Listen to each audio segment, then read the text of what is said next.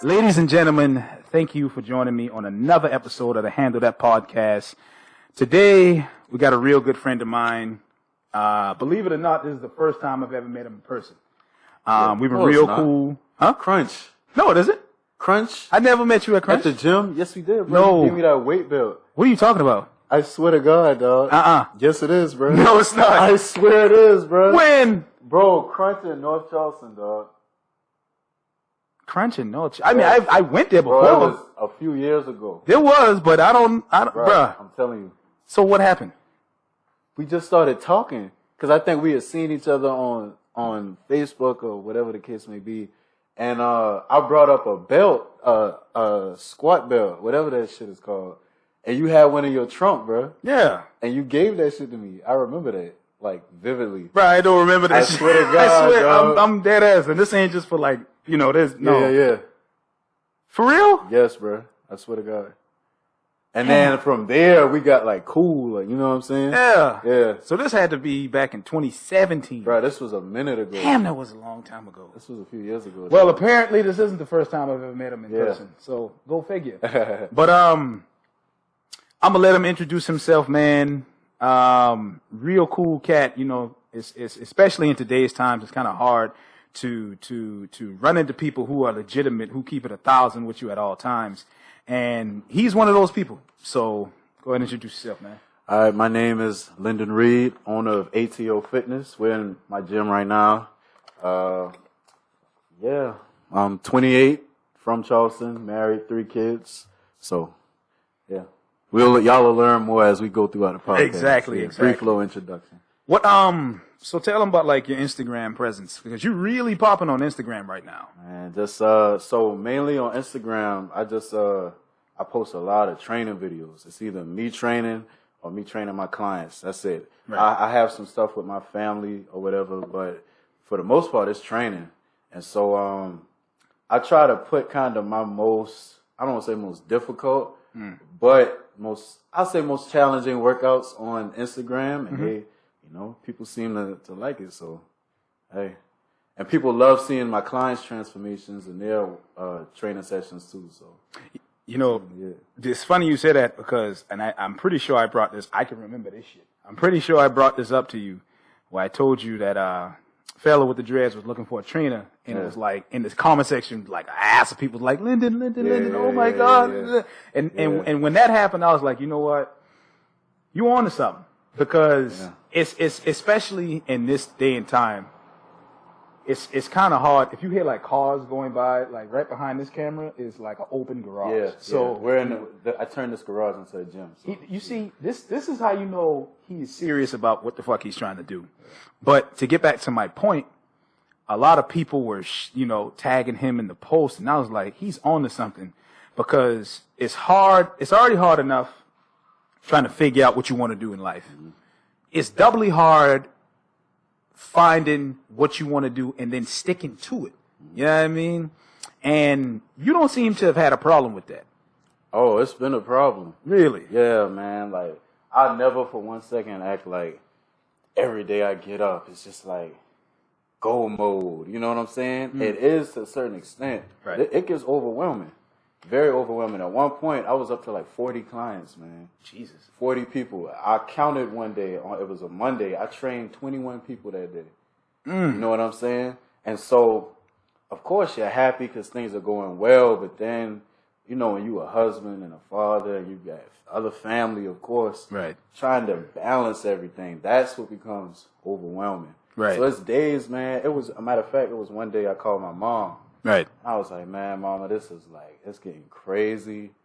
Like, I may have to scale back. And she broke it down so simple, and it stuck with me. She said, son, did you pray for this? I was like, yeah. She was like, is this what you wanted? I was like, yeah.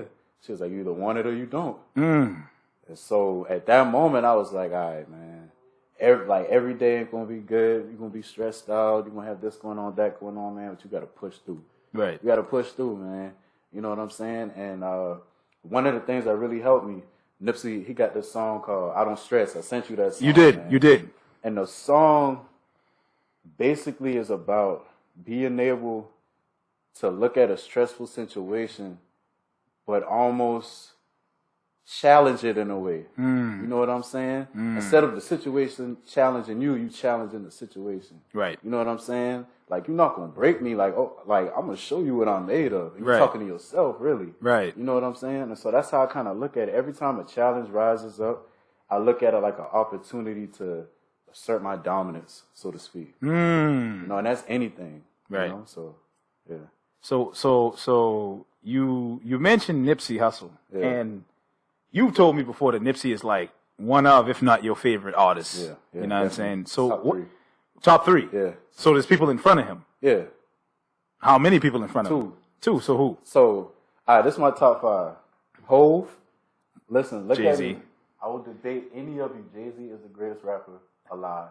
He's the greatest rapper ever. I would debate any of you. I don't believe that. Hey, we're going to get to that. We're going to get to that. But, so I got Hove, Drake, Nipsey, Cole, Wayne, Future. That's the top 6. But Top 6. Yeah. Okay. So you definitely got a little mixture. You know what I'm saying? It's not all the same thing. You got a little mixture there. Yeah. So, but as far as like pure motivation, what was the point in time where you were like, you know what, Nipsey, this motherfucker's speaking to me? Man, Victory Lap, dude. Victory Lap. And it's the whole album is basically a playbook on how to build your brand, and not only build it, but sustain it. You see what I'm saying? The whole album, man. And it's like, my wife will tell you, dog, first thing in the morning I play the title song, Victory Lap. I play it. You know what I'm saying? And it's like, for me, what Nipsey Hussle represented, he represented everything that I believe in. Just as far as ownership, owning your own shit. Like, I had an opportunity to go work under somebody. You know what I'm saying? Like, my vision is not attached to anybody else. Right. I don't mind collabing, working with you. Right. As far as working under, or I can't do it. And it's no disrespect to them. Right. But it's just me, you know what I'm saying? Yeah. Like, it's almost like when you've been through certain situations and you know how you're going to react in a certain way. I know how I get when it gets to a point where I can't fully do things my way. Right. So why even go down that path? You know what I'm saying?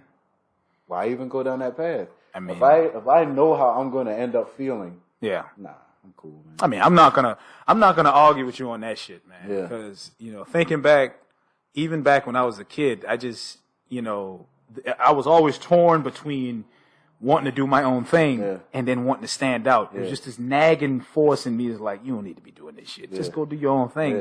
But growing up in that era, in that time, and especially in the city of Charleston, you get stuck in the mix with a lot of motherfuckers who really don't know which way to go. Right. So they just follow whoever's doing the coolest thing. Yeah. And because they're getting all the recognition, attention, and the love, you want to do that same thing because you feel like that's the only way you can get that type of love. Right. You know what I mean? But that's completely bullshit. Bullshit. We were never taught that. You know what I mean? Bullshit. It's complete bullshit. Man, listen, dog. I know people, and I love the fact that you brought that up. I know people that, when you look at they got a business, right? Yes. You look at their post, they may only get 10 likes. But their business booming, inbox booming. They work for themselves. So a lot of times, man, the popular thing ain't really it. No. It ain't really it, man. No. It ain't really it, bro. Just like mine. I'm not getting no 500 likes on anything, but man, I've been able to sustain since I started. You know what I'm saying? And even when, certain clients fall off or different things happen, it's like it just keeps moving.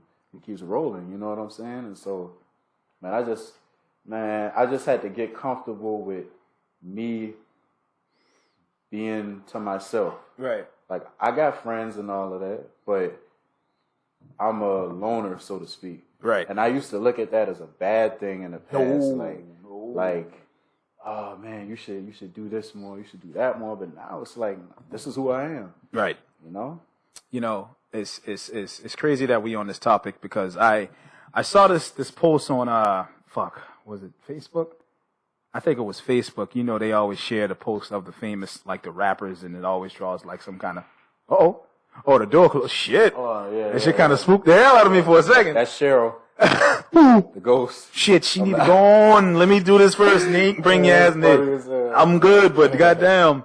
But I think the rapper name is Lil Bibby. Yeah. And he posted on his Instagram, and somebody shared it and posted it to Facebook. Mm-hmm. And he was like, you know, would you rather have $2 million in cash or 2 million followers? And you literally had cats in the comment section like, man, what the hell I'm going to do with $2 million? I'm going to need to follow it. See where your mindset at? Brainwash, man. What you could do with $2 million. Let me ask you a question. What could you do with $2 million right now? $2 million? $2 million in cash, tax-free, all yours. Number one, I'm paying off debt. Number two, smart man. I'm getting into some investments, investing in land. Land is one of the only things that they're not making no more. They're not making anymore. Then from there, you know, do stuff for the family, of course, man.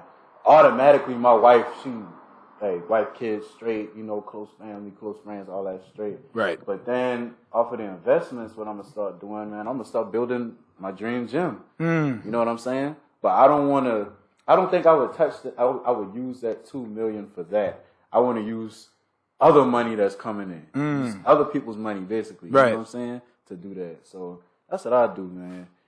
And honestly, I'm not buying no mansion. I would buy a Lambo. A Lambo? Red Lambo. That's my dream car. Go deeper into that right quick. What? The red Lambo. Like you said, your dream car and like possession wise. Yeah, that's one thing that I would definitely splurge on. And I don't know, man. It's always since I was a kid. I remember I had this book, and they had a bunch of exotic cars in it, and the red Lamborghini always stuck out to me. So that would be the one thing I would splurge on. I'm definitely buying it.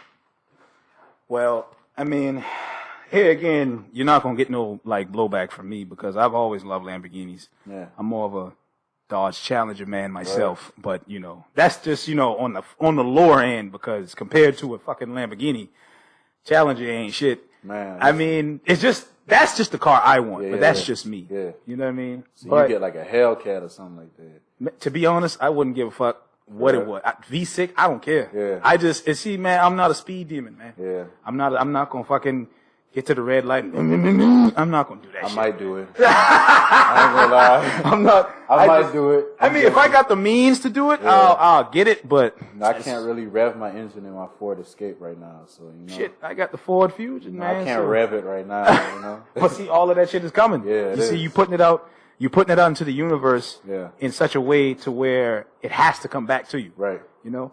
Oh, excuse me. Had to burp. It has to come back to you. A lot of people don't understand, you know, the power of the power of what you say and what you think. One of my favorite motivational speakers, Les Brown, said, what you consume within the first 20 seconds of waking up literally controls the spirit of your day. So the fact that you listen to Victory Lap every single morning, it's no surprise that you on the fast track to going where you need to go. You know, and a lot of people, I really wish a lot more people would understand that fact, you know, because we wake up, first thing we do, hop on Facebook, hop on Instagram, just absorbing all this negative shit. You know, some of us might be jealous. Some, they know, why the fuck this person here and I'm not here. You know what I'm saying? But it's really like being positive is like played out in a sense. You know, it's kind of a bad thing to be a positive cat. Negativity sells now, man. That's the craziest shit. But I just don't, like, I could never really get into that. You know what I mean? Like, motherfuckers used to call me crazy because I'd be the main person to break up fights in high school. Like, they actually gave me, what was it called? Wando, because we went to Wando High School. I went to Wando High School. And they had like this thing called the, I think it was Belkey Bucks. One of the superintendents' name was Mr. Belkey or whatever. It's like this little chip that they give you for being like cool and doing right, and then you can use that to buy shit at the school store. I would get one like once every couple weeks, just because I'm that guy to spread positivity, even if I got to jump into the negative and separate motherfuckers. You know, and a mindset that's lost to a lot of people, you know. But while we're on the topic of positivity, it's got to be a lot of positive energy within you to keep going especially in the field you in. Right. You know what I mean? Because I know all about, I'm not a personal trainer or anything like that. I could have been, but I chose to not do that. But the knowledge and information that comes with being a coach, personal trainer, a fitness enthusiast, you know what I'm saying? If you want to monetize that, it's no secret that negative energy is going to come your way, whether it comes in your way in the form of hate, in the form of people talking bad about your services, and people just not fucking with you, even though, you know, they said they would. So where do you find the energy to keep going in this field? Let me tell you, man. My first time really wanting to be a trainer was when I was in the military. Yeah, my first time really wanting to be a trainer was when I was in the military. Right. But I was 250 pounds. Yeah, bro. I look like the old Gucci man. The old Gucci man. I look like old Guwap, man. Man, 250 pounds. If I was 250 pounds right now, I'd be straight. Yeah. But I'm telling you, dude. And so I ended up getting kicked out the military. Damn. So when I got kicked out, me and Courtney and I, we had Nova. She was pregnant with Noah. We ended up moving back to Charleston. We were staying with her stepdad and sleeping on an air mattress in her old room that she grew up in. Right. You know what I'm saying? And so my car ended up getting repossessed. I was working a dead-end job. Bro, we ended up moving in our own place, but barely had enough to keep the electricity on. All these different things were happening. Now, self-inflicted. That's the first thing, man. When you trying to accomplish something, man, it's almost like God he makes you get all the bullshit, all your bullshit habits and all that. You got to get it out the way first. You know what I'm saying? I wasn't always this go getter, man. I used to act like a little bitch, honestly. If I'm being honest, you know what I'm saying? Like I wasn't. That's the first sign of adversity would just kick my ass, dog. And so it's almost like I had to keep repeating that cycle until finally it clicked like, hey, bro, you got to push through. Once I pushed through one situation, that led to pushing through another, bigger situations. You know what I'm saying? It's a process to get here. Right. You know what I'm saying? And so right now, because we've been through so much, and I've been through so much even as a child, growing up, ain't too much negative things right now that can come my way that makes me shut down. If anything, I look it in the face and I'm like, okay, this is supposed to stop me? Yeah. Just wait. Okay. You know what I'm saying? So you basically gonna prove, your mentality is to prove to whatever the fuck is in your way that it's not gonna stop you. And 9 times out of 10, whatever's in your way is always yourself. You know what I'm saying? It's always yourself. Like a situation's always gonna come up. But there's your lower self that wants to bitch out and whine and complain and give up or find an easier route. And then there's your higher self that's like, hey, let's use this as an opportunity. You know what I'm saying? Right. And so it's like when we were in like a real tight money spot, in the past, I would have shut down. But, when I was getting my CDL and I was driving Uber for 14 hours and yada, I was just like, you know what? This shit hard, but I'm going to use this as an opportunity to show my wife, like, yo, I got us. You know what I'm saying? And so that took me through them long ass nights, bro. I would literally drive for 13, 14 hours, get off, come work out, get a little nap, and then go to CDL school. And my wife texted me one day. I was in the gym. She was like, bro, we just got an eviction notice on the door. Damn. Just got an eviction notice. She was like, how are you still training when all of this shit, with all this negative shit going on? And I said, because one day somebody is going to look at my Instagram, my Facebook, and they're going to see this motherfucker's been consistent. I'm not training for right now. I'm not doing this shit for right now. I'm doing this shit for 6 months from now, a year from now, the future. That's where my mind is at. You know what I'm saying? Right. So, Okay. I mean, we all have a story, and it's hard to maintain focus and to maintain, energy when, like you say, some of you got the eviction notice, money problems, staying up all fucking 12, 13 hours, 14 hours working, only getting 2 to 3 hours to yourself before you got to go back and give the rest of your day. You know what I mean? And me personally, this coming from me personally, I just want to say, you know, I'm definitely proud of you, you know, for whatever it's worth. Yeah. For whatever it's worth, man, because, you know, it's hard and people, if you listen to the podcast, if you follow the podcast, you may hear me say this multiple times. It's so hard to meet with people who are focused, who don't take the easy route, who stay committed to what they're doing. You know, just like my homeboy Lorenzo, same thing with him. And like right before we started recording, I told you I met this cat when he was in 10th grade. He was on his music binge back then. Here we are, 10 years later. Ain't shit changed. Same, you know what I'm saying? Same with you, man. You know, and I'd be lying if I said that, you know, I don't have my days where it just all seems like I'm wasting my time. You know, I'm human just like everybody else. I have my moments, I have my times, but there's always that voice in my head, and there's always this force in me that just tells me that, you know, one of these days everything is going to be how you want it to be. You know? And I think that comes along with, I don't know if everybody else does this shit, but I think that comes along with me thinking about my mortality a lot. You know, I think about like to be 1,000%, literally every day since my 18th birthday, I've thought about, damn, you know, one of these days I'm gonna die. So in knowing that thought, what am I gonna do with the time I have left? Because we don't know what the fuck is on the other side. Right, for sure. And we don't know, nobody who's ever gone can come back and tell us. So we staying in the dark. And it's just like, I think that's the force, you know, in me and in a lot of people that just keeps us going, motivated. You know, hey, you don't have to think about it right now, but just understand, you know, one day the day is going to come to where your book is going to close. So how interesting is your book? It's completely up to you. You know what I'm saying? So damn. You ever heard of Jocko Willink? No, who is that?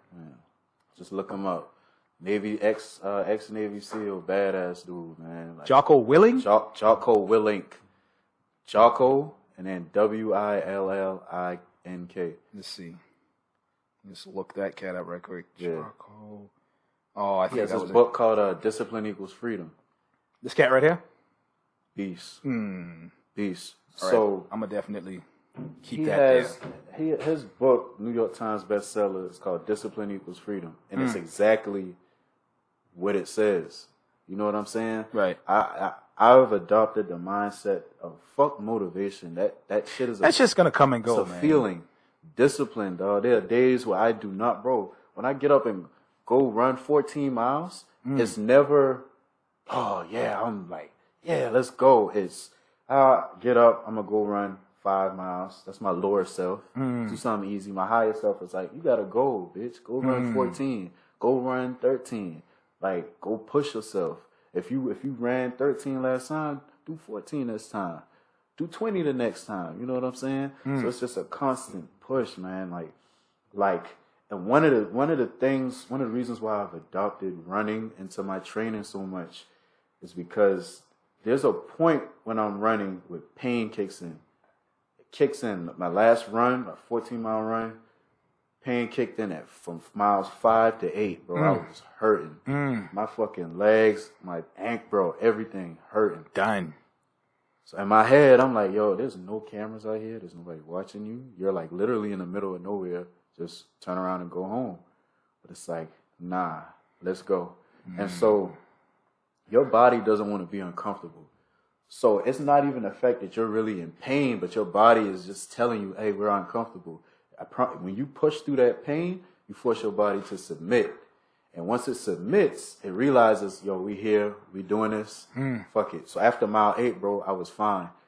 From miles 5 to 8, I was hurting. From 8 to 14, the last 6 miles, those are my fastest miles. I ran those miles faster than before I was hurting. Because my body submitted. My body was like, yo, this is what we're doing. My mind told my body, hey, this is what we're doing. shut your ass up. You're not turning around. Right. So you need to get with it. Right. Now, when I got back, I was hurt. Yeah. All that pain set in. Yeah. But, man, it's just, I just adopted that mindset, man. And it's just the challenge, the thrill of it. It's like reaching that level of pain and being able to push through it. It's a life lesson. It's a life lesson. Shit in life is going to happen. It's going to hurt. It's going to fuck you up. What you going to do? You got a choice. Like I said earlier, situations is going to happen. Now you either going to listen to your lower self or your higher self. It's up to you. Yeah. You know? You either gonna do what you gotta do or just give into it. Give in. And it's so easy. Like, and coming from a motherfucker, bruh, I don't lie to people, man, because I don't want anybody to do to me what I wouldn't do to them. Right. You know, and I'd be lying if I said I never had one of those days. I've had thousands of those fucking days where I'll go to the gym, I'll literally walk in there, and because of whatever the hell is going on upstairs, I just like, you know what, fuck it, I'm gonna go home. I just give up. And I'm one of these cats, which is something I'm definitely working on. I'm so hard on myself. I like, you know, growing up in situations, I'm pretty sure you got beaten. It's just like everybody else. You know, we fuck up, you get beat, whatever. It is what it is. No pain. And I've had 2 surgeries. I've been pretty much beat with any instrument you can think of. Belt, switch, shoe, hand, the backside of a broom. Man, I've been torn up with anything, everything, any and everything. You know, 2 surgeries. I've had my heart broken a few times. All of that, I say that to say this, bruh. There's no pain like the pain you feel from coming down on yourself. You know, because your body will heal from anything physical. Right. Even if you have to lose an arm or a leg, you'll heal from that shit. But your mind is a little different. Very different. You remember shit, the things that, like, I have this funny thing where I say about, you know, guys who comment on Instagram, female Instagram pages and stuff. You got the hearts, you got the girl, you look good, the love, all of that. You gonna remember, they're gonna ignore all the positive shit, but if you spit you ugly, they're gonna remember that. Oh, yeah. You see what I'm saying? Cause it's stuck out. Yeah. And it's the same concept with this, you know, because that drive home, sometimes it's 10 minutes, sometimes it's 20, sometimes it's 30. You know, cause with my membership, it's got like 7 different gyms and you can go to each one of them. Okay. It's nice. Yeah. Some of them, a lot nicer than other ones. At that one, it had like an outside part. I don't know if it was outside. It was outside, bro. It was like a squat rack or something outside. And I think I messaged you, matter of fact. How long ago was this? I don't even know. Damn. Good memory, dog. It wasn't last year, was it? It might have been. Either last year or the year before. Okay, if that's the case, it was O2 Fitness. Yeah. Because O2 Fitness same way. Yeah. But I said all that to say this, bro. The drive home is just like, man, why you give up? Why you quit? You ain't shit. Piece of motherfucker. You do all this shit you basically did all of this just to quit. You know what I mean? And like I said before I started, it's something I'm learning to not do. Yeah. Because we all have our fucking shortcomings, man. And things that we don't necessarily like that we do. But it's something I'm trying to learn to, or not trying to, it's something I'm learning to correct in myself. You know, because that shit ain't healthy. Yeah. You know, you can either be your biggest supporter or your biggest hater. Right. And at the end of the day, fuck what everybody else got going on. What you say matters most to you because you said it. Either you said it directly or you thought it. Right.